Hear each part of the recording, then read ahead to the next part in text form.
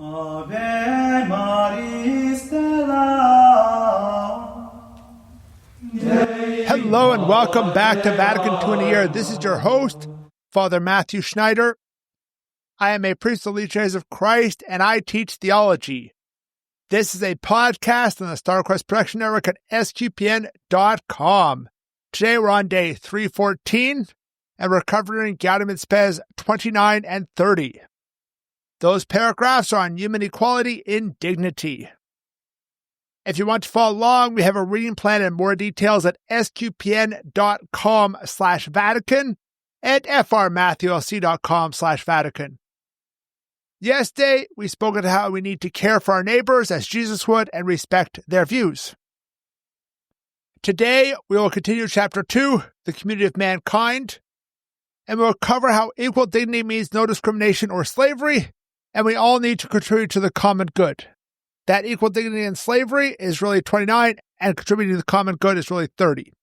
These paragraphs just happen to be after each other, not the best coherence between the two. So, moving on to 29. 29 has 4 subparagraphs. We'll read it in 2 parts. A and B are about all men are of equal dignity, so no discrimination. C and D, we need to fight against unjust equality and slavery. Let's get reading. A. Since all men possess a rational soul and are created in God's likeness, since they have the same nature and origin, they have been redeemed by Christ and enjoy the same divine call and destiny, the basic equality of all must receive increasingly greater recognition. B. True, all men are not alike from the point of view of varying physical power and the diversity of intellectual and moral resources. Nevertheless, with respect to the fundamental rights of the person, every type of discrimination, whether social or cultural, whether based on sex, race, color, social contagion, language, or religion, is to be overcome and eradicated as contrary to God's intent. For in truth, it must be regarded that fundamental personal rights are still not being universally honored. Such is the case of a woman who is denied the right to choose a husband freely, to embrace a state of life, or to acquire an education or cultural benefits equal to those recognized by men. These 2 subparagraphs remind us again that the image of God is the basis for dignity. This has been an overarching theme of Gaudium et Spes and will continue to be so. And here, they note not just that we are in the image and likeness of God, but we're all redeemed, or at least able to be redeemed. And then moving on to B, it talks about how we are not equal in capacities, but equal in dignity. A friend of mine was just telling me that John Adams and Thomas Jefferson had a debate about this in the Declaration of Independence. So if you're an American, you should know that the Declaration of Independence says that all men were created equal with certain inalienable rights, etc. John Adams wanted to say all men were created with equal dignity because obviously some are stronger, some are weaker, some are better at certain intellectual capacities than others, and we have to recognize those. But the point here is that because we're equal in dignity, we should have no discrimination. We should not have discrimination based on religion, sex, color, social condition, etc. And this is going against fundamental rights. There's a special emphasis at the end of the section on women's rights because that was really not respected at the time, and that's something that I think now is more so, but still not everywhere. Women still in some places don't have a choice who they marry or things like that, or are unable to get education. I know when the Taliban took back over Afghanistan, the ability of young women to go to school was taken away, basically. So, moving on to the next subsection, C and D. They're about we need to fight against unjust inequality and slavery. C. Therefore, although rightful differences exist between men, the equal dignity of persons demands that a more humane and just condition of life be brought about. For excessive economic and social differences between the members of the one human family or population groups cause scandal, and militate against social justice, equality, the dignity of the human person, as well as social and international peace. D. Human institutions, both private and public, must labor to minister to the dignity and purpose of man. At the same time, let them put up a stubborn fight against any kind of slavery, whether social or political, and safeguard the basic rights of man under every political system. Indeed, human institutions themselves must be accommodated by degrees to the highest of all realities, spiritual ones, even though meanwhile a long enough time will be required before they arrive at the desired goal. These subparagraphs are pointing to the need for a just world. We need a just world. And a just world eliminates some of these excessive or unjust and scandalous differences. Now, obviously, there are going to be differences in wealth and things like that, and there should be some reward for if you take risks in business and things like that. The church is very much against communism. It's there. But we still have this idea of the goods being for all, the universal destination of human goods. And that requires that we have some sense that people have at least what they need, at least the basics. And I think in many ways, certain issues would be resolved if these are more equal. If people were more able to make money in Latin America, you would have much less of an issue of people trying to cross the border without documentation to the U.S. and all the issues that come along with that in the U.S. right now. But we don't have that equality. We have a very unequal situation between the U.S. and Canada combined and most of the rest of the Americas. And we need to work for man's dignity. We need to end slavery. You might think, oh, well, we ended that back 150 years ago when we had the Civil War and things like that, Americans think. Well, yes, we ended it in the U.S. Generally, there's been a few cases here and there, but generally in the U.S. But the best estimates put it about 50 million in the 2020s. I saw two different dates in the 2020s. They're both about 50 million. That's the best estimates today of how many people are enslaved. It's not a kind of like historical thing. It is a current reality that slavery is going on. Now, moving on to paragraph 30. It has two subparagraphs. A talks about how each person needs to contribute to the common good. And B talks about how we each have a duty to help with the social development of humans. Let's begin. A. Profound and rapid changes make it more necessary that no one ignoring the trend of events or drugged by laziness content himself with a merely individualistic morality.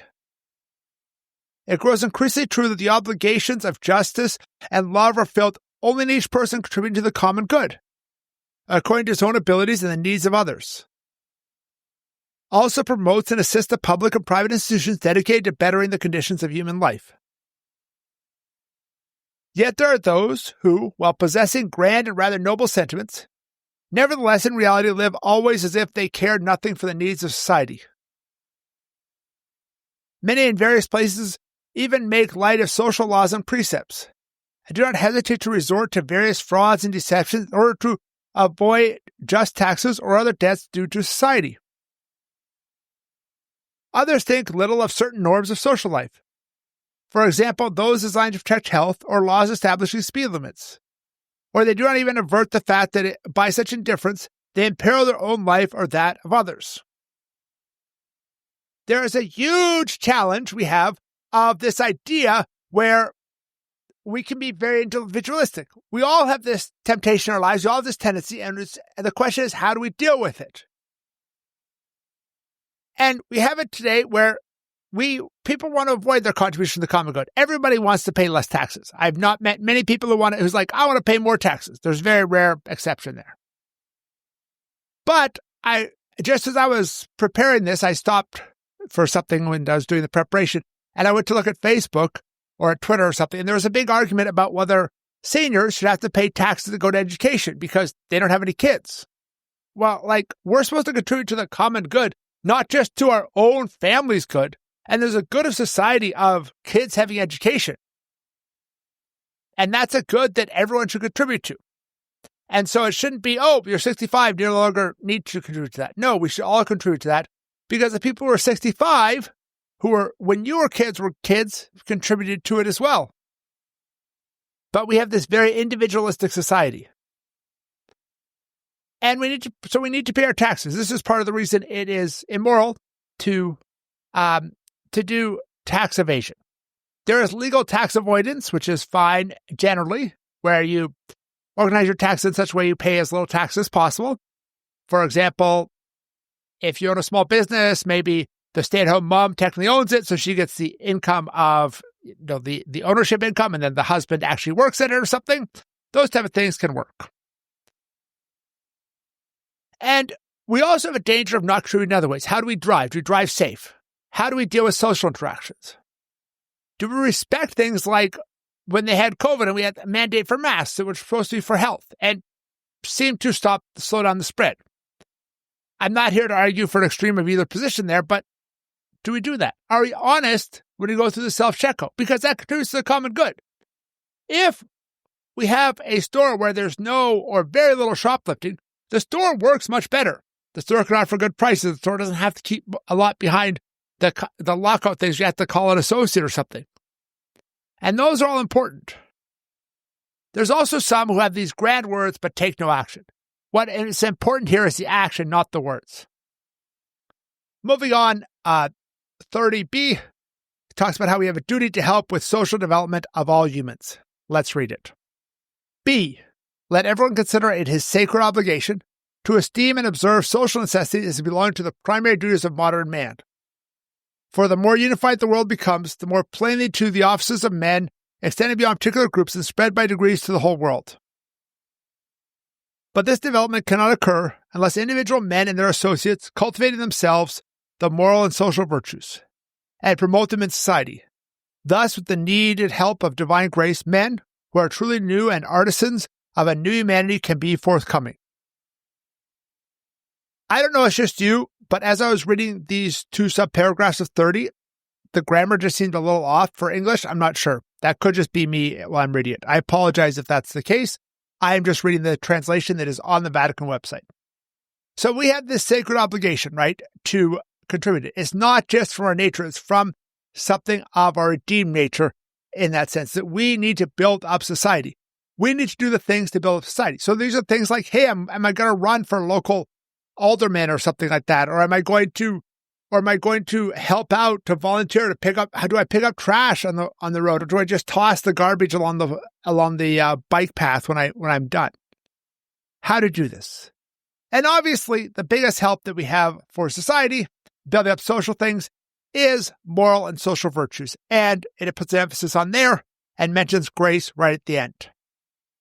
So that concludes today. Thank you for listening to this episode of Vatican II in a Year. This is a listener-supported podcast. You can donate to help StarQuest produce it and other great podcasts at sqpn.com/give. You can give one-time, monthly, or join the StarQuest Patreon. Tomorrow we're going to continue with the next paragraph of Gaudium et Spes, paragraph 31. And it's on the importance of higher levels of conscience. Please join us then to learn more about Vatican II, which can provide a blueprint for the Catholic Church. If you want more information on the podcast, like playlists and a reading plan, go to sqpn.com/Vatican, frmatthewlc.com/Vatican, or Vatican SQPN on Facebook and X. There's also an SQPN Discord server with a channel for Vatican II in a Year at sqpn.com/Discord. Amen.